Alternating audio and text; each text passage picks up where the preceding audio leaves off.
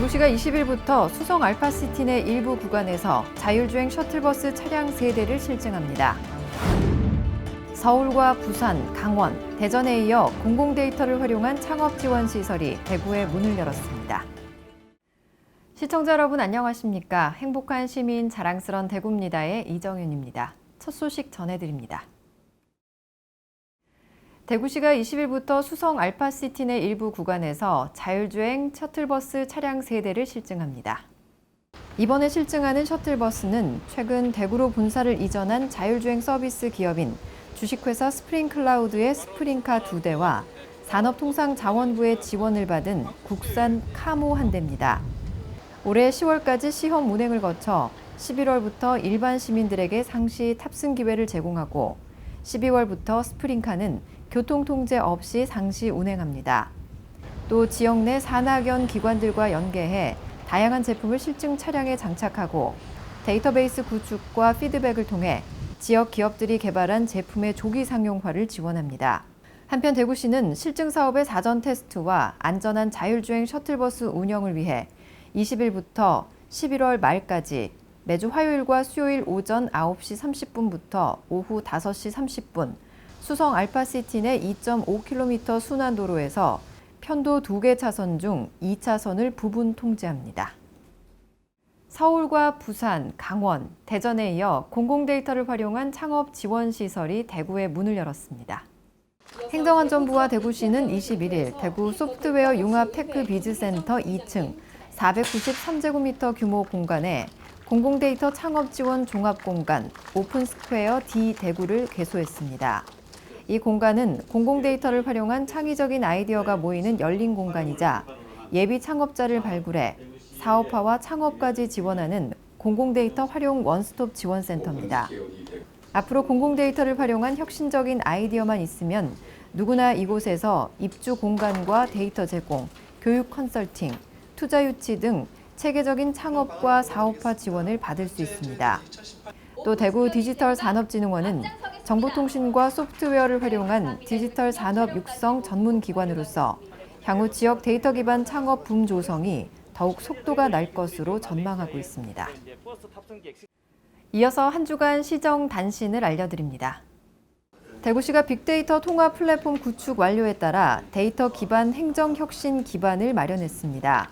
대구시는 올해를 데이터 기반 행정의 원년으로 삼아 데이터 행정 추진을 위한 조직 신설, 추진 전략과 로드맵 마련, 전문 인력 충원 등 데이터 기반 행정 추진에 공을 들이고 있습니다. 특히 20일 열린 완료 보고회를 통해 소개된 D-데이터 허브는 국비 5억 원을 포함해 총 사업비 10억 원이 투입된 사업으로 앞으로 대구시 데이터 행정의 핵심 역할을 담당하게 됩니다.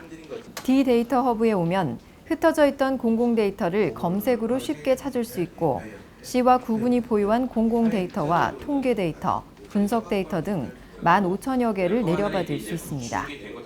대구시가 21일 민선 6기 이후 5년간 추진해온 혁신 창업 생태계 조성 상황에 대한 진단과 향후 발전 방향에 대해 현장의 소리를 청취하는 간담회를 마련했습니다. 이날 간담회는 권영진 시장 주재로 지역 혁신 창업 생태계 조성 현황과 발전 방향 발표에 이어 참석자들의 자유 토론으로 2시간 동안 진행됐습니다. 특히 대구시는 2017년 기준 창업기업 수가 전국 7위고 신생기업은 많지 않지만 창업기업은 생존율이 전국 1위로 생존율이 높은 것으로 평가했습니다.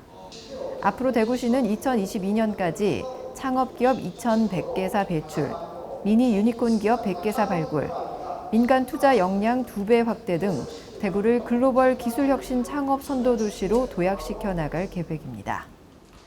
대구 경북 유일의 전국 경쟁 영화제 제20회 대구 단편 영화제가 22일 개막했습니다.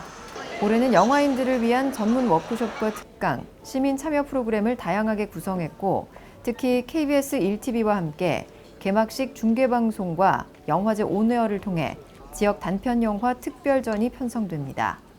영화 상영은 올해 20주년을 기념한 공모 당선작을 포함해 총 72편, 역대 최다 상영작이 롯데시네마 프리미엄 만경관과 5호 극장에서 동시에 막이 오릅니다. 23일부터 26일까지 경쟁 부문, 장편 초청, 국내 신작전 등 다양한 섹션 구성으로 오전 11시부터 하루 4개 섹션으로 상영됩니다. 이어서 대구 게시판입니다. 오는 9월 6일 오후 7시 30분 대구 콘서트하우스 그랜드홀에서 대구시립교향악단 제458회 정기연주회가 이현세 지휘자의 객원 지휘로 열립니다. 엘가의 수수께끼 변주곡을 비롯해 토마의 오페라 레이몬드 서곡을 선보이며 첼리스트 임희영이 쇼스타코비치의 첼로 협주곡 제1번을 연주할 예정입니다. 공연 당일 오후 3시까지 전화나 인터넷으로 예매할 수 있고 예매 취소는 공연 전일 오후 5시까지 가능합니다. 저녁이면 이제 제법 선선한 바람이 불어오는데요. 더위에 미뤄두었던 산책이나 가벼운 운동으로 건강 챙기시길 바랍니다. 뉴스를 마칩니다. 시청해주신 여러분 고맙습니다.